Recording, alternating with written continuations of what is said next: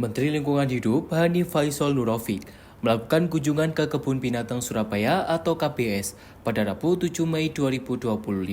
Langkah tersebut merupakan sebuah rencana pemulangan sejumlah satwa asli Indonesia yang saat ini berada di luar negeri.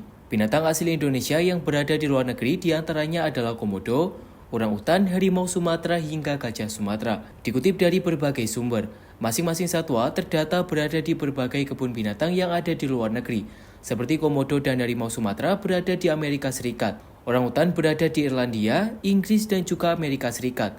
Sedangkan untuk gajah Sumatera berada di Jepang. Salah satu peluang yang dapat digunakan oleh kementerian adalah menerapkan protokol Nagoya, yakni perjanjian internasional di bawah Konferensi Keanekaragaman Hayati atau CBD. Perjanjian tersebut bertujuan untuk memastikan akses yang adil dan setara terhadap sumber daya genetik serta berbagai manfaat yang dihasilkan dari penggunaannya. Protokol tersebut diadopsi pada 29 Oktober tahun 2010 di Nagoya, Jepang, dan mulai berlaku pada 12 Oktober 2014.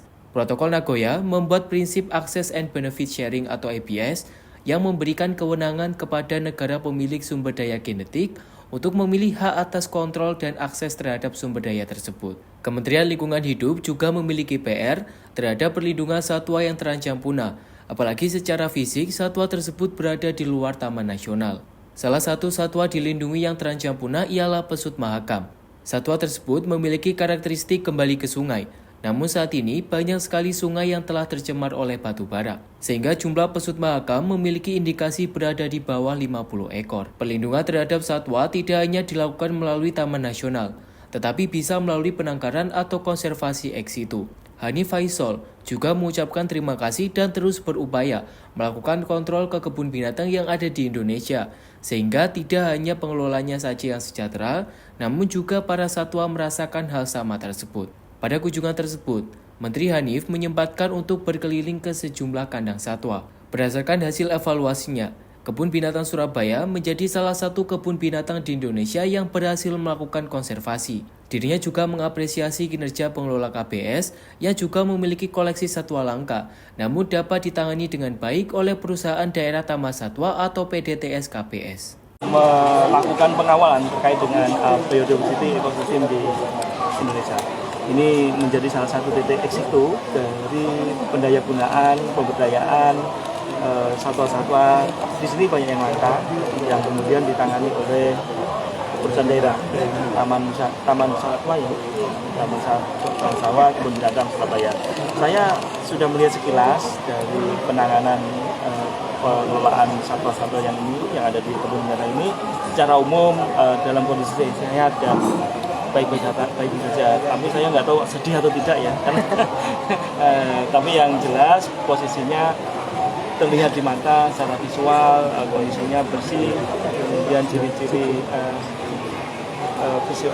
fisiologisnya itu nampak sehat. Jadi kami berterima kasih penjelasan dari Ibu pengelola bahwa ini telah menghasilkan beberapa kali anak-anakan yang diperoleh dari pembudidayaan. Ini tentu langkah yang cukup bagus dan kami juga akan terus melakukan informasi penyelenggaraan yang serupa di kebun binatang yang lain. Secara umum memang kita belum memiliki standar. Sebenarnya binatang ini harus ada di berapa area, berapa luas meter persegi. Ini Indonesia belum punya standar. Beberapa negara sudah ada standar, tapi belum tentu bisa kita apply di Indonesia. Sedangkan dengan wilayah yang tidak terlalu luas, jadi saya dengar 15 hektar ya, 15 hektar. Kalau sapi aja dilepas di alam liar, itu 1 ekor perlu 2 hektar untuk dia hidup. Itu yang disebut dengan animal welfare. Tapi ini kan beda, sehingga tentu ada kriteria-kriteria yang akan kita bangun. Kami ingin sekali berdiskusi dengan teman-teman forum komunikasi kebun binatang seluruh Indonesia untuk diskusi intensif, untuk juga dengan Taman Safari Indonesia untuk merumuskan langkah-langkah ini. Kita harus punya standar itu. Berikutnya bahwa kita juga memiliki binatang-binatang yang berada di luar negeri. Kebun binatang banyak di luar negeri yang hari ini kita juga belum memiliki kemampuan untuk menarik sharing dari aset yang mereka kelola dari kita, kayak seperti komodo, orangutan, kemudian harimau Sumatera, gajah Sumatera.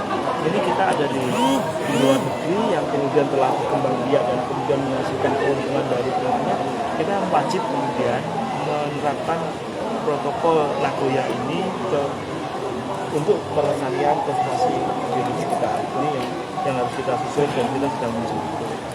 Download Tribun X sekarang, menghadirkan lokal menjadi Indonesia.